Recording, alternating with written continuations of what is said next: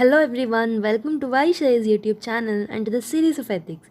We are in the episode 5.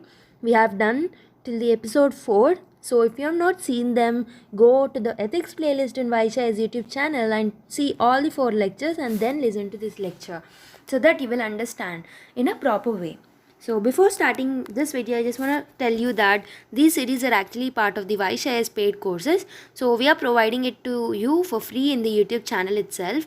But if you are not utilizing this opportunity by giving a proper feedback in the YouTube channel, we will only provide it to the future paid courses. So by putting this in mind, you need to subscribe to the channel, share it with your friends who are in need of it, and also comment with the good feedback, or if there is any problem in understanding, you can comment in the comment box so that we will modify it.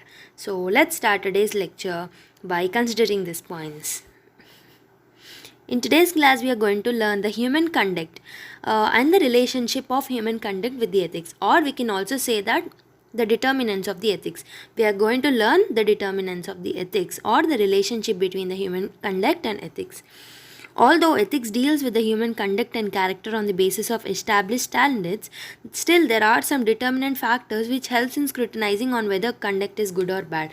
So we know that ethics will decide whether the person's conduct is good or bad. It will decide this based on the standard, like established standards, but beyond this established standards, there are some factors that they are the determinant factors which helps in scrutinizing the ethical behavior of a person.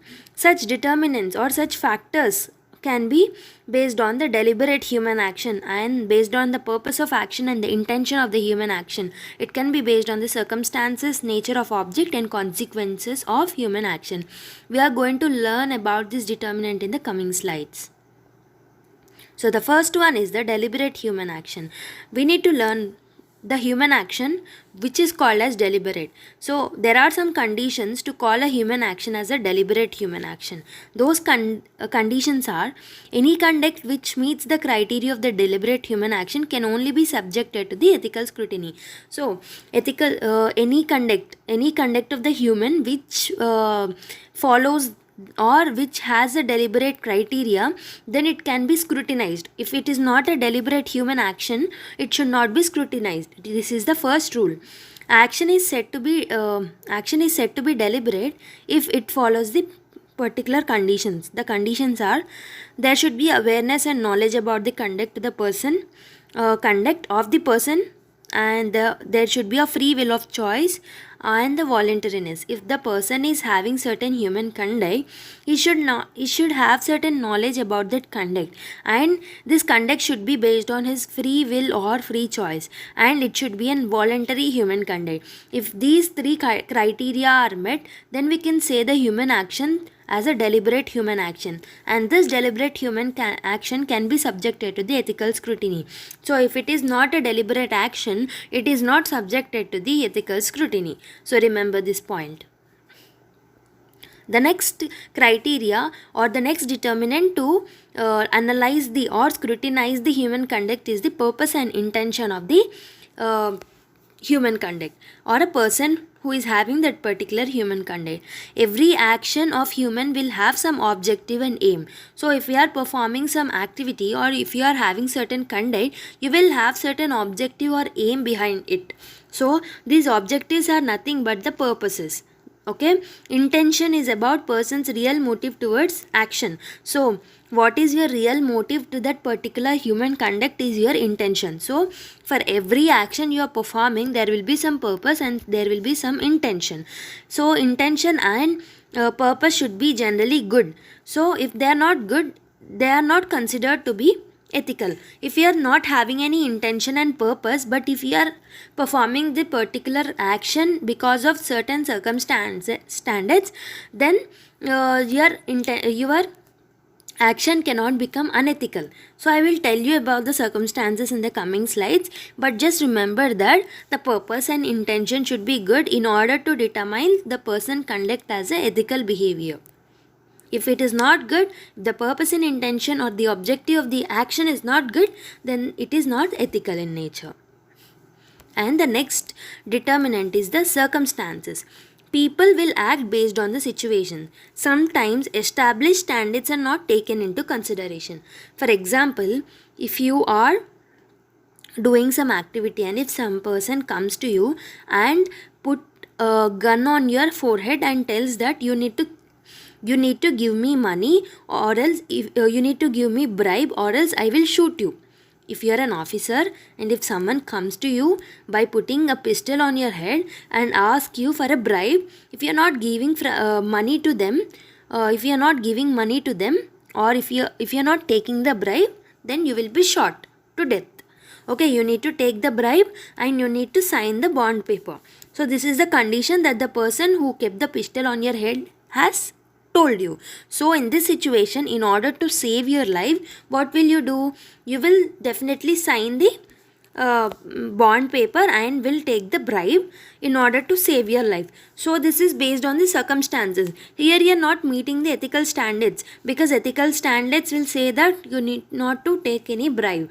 But in order to save the life, in order to save your life, in this circumstance, in this situation, you are behaving in a different way than the established standards. But here your human conduct cannot be treated as unethical because you acted based on the situation. You don't have any free will or volunteer action which is taking place.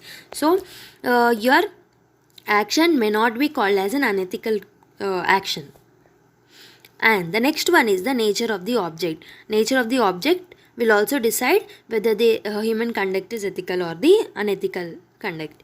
So every living and non-living objects and actions are categorized based on the nature. It will be categorized into positive, negative and the neutral character or the neutral nature. When object behaves, he comes across positive, negative and the neutral objects. We categorize based on the evolution of the society. So when you are behaving in a particular situation, you will come across different people and different objects which are generally positive in nature or negative in nature or the neutral in nature.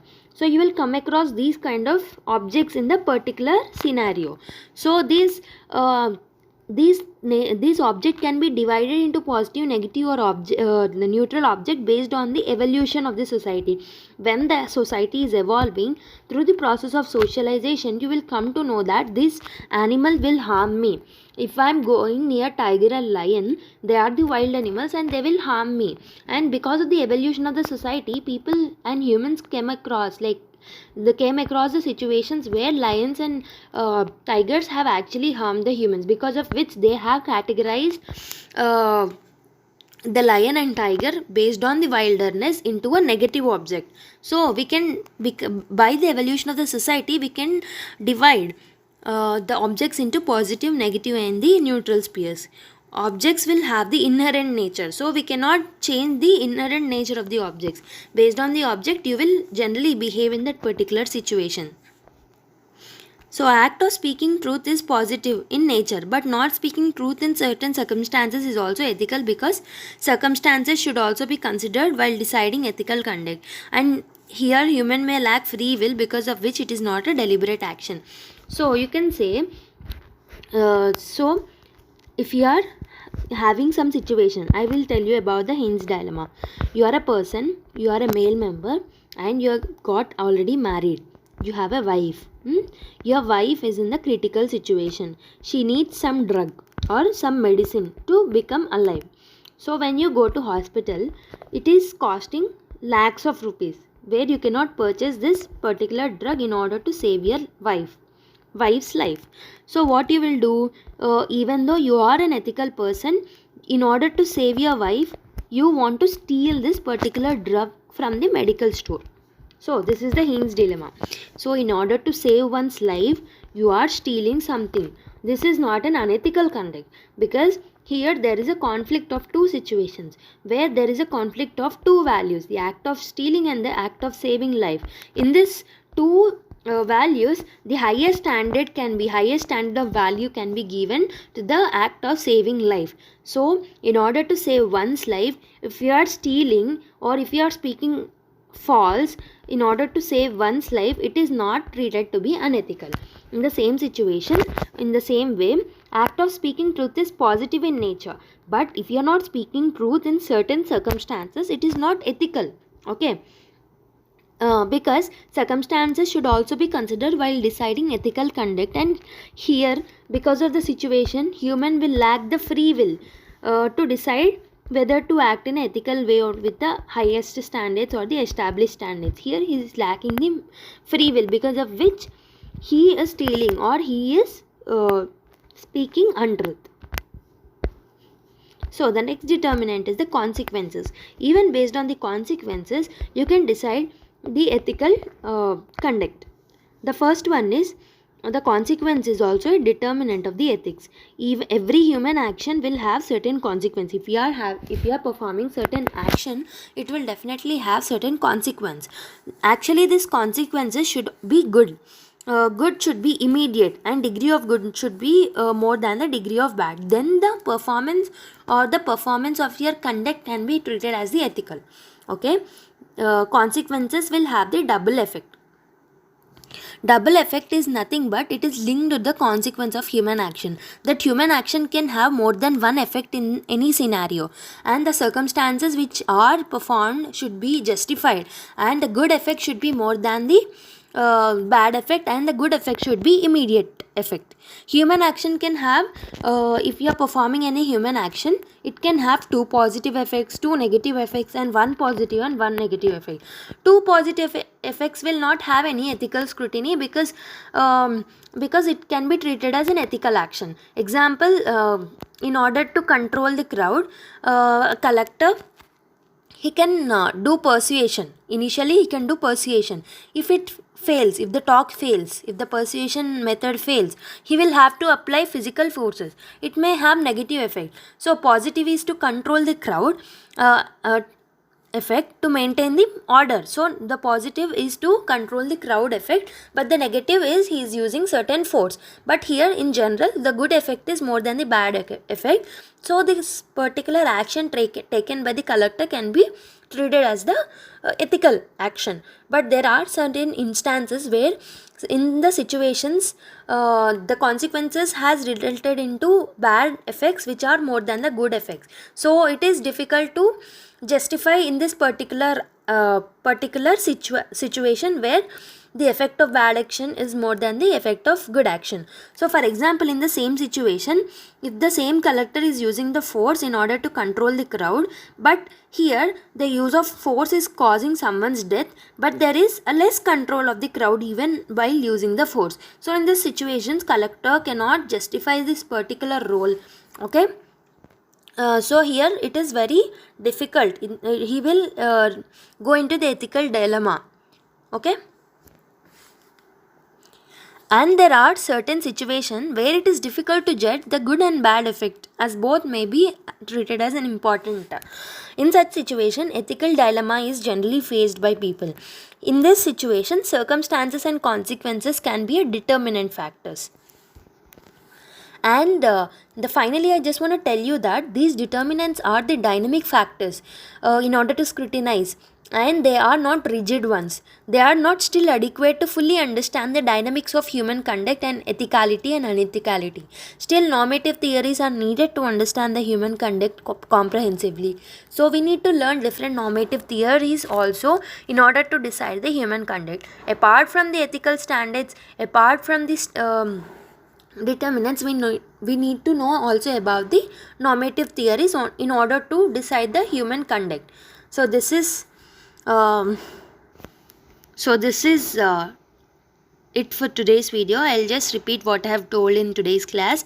In today's class, we have started discussing the relationship between the human conduct and ethics, or the different determinants of ethics. In these determinants, we have started with the deliberate human action, and I also told you about what action can be said to be deliberate. I have told you certain conditions where action can be treated as a deliberate human action, and I have spoke about purpose and intention as a determinant factor, circumstances as determinant of factors for the human conduct, and the nature of the object, and the consequences also. So we have come to the end of the lecture. So I have attached different screenshots of Vysh IAS channel. over here you can get this type of free videos in the channel and the foundational videos in the channel. If you want test series which are of highest quality in nature and through which thousands of aspirants have got benefited from the past few years through Vysh's test series, if you want to get enrolled in it, I will tell you the phone number 7200681675. You can just WhatsApp to this particular number which I have told in order to inquire about this test series and in order to know the process of joining this particular test series.